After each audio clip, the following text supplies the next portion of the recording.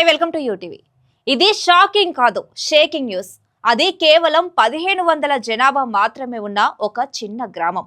కానీ అక్కడ 3 నెలల్లో పుట్టిన పిల్లల సంఖ్య ఎంతో తెలుసా? 27,000కి పైగా.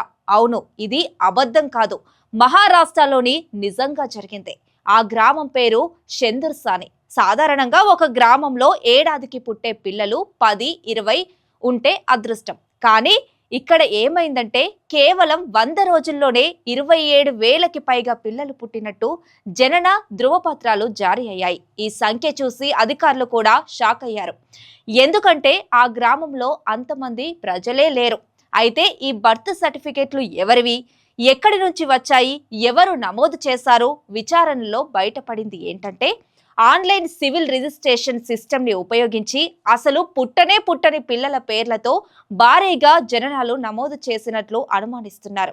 అయితే ఈ బర్త్ సర్టిఫికెట్లు ఎందుకు అవసరం అంటే Aadhaar, ration card, school admission, passport, ప్రభుత్వ పథకాలు అన్నిటికీ ఇదే పునాది. అంటే ఒక్క గ్రామం పేరుతో దేశవ్యాప్తంగా ఎవరైనా తప్పుడు గుర్తింపులు సృష్టించే అవకాశం ఉందన్నమాట.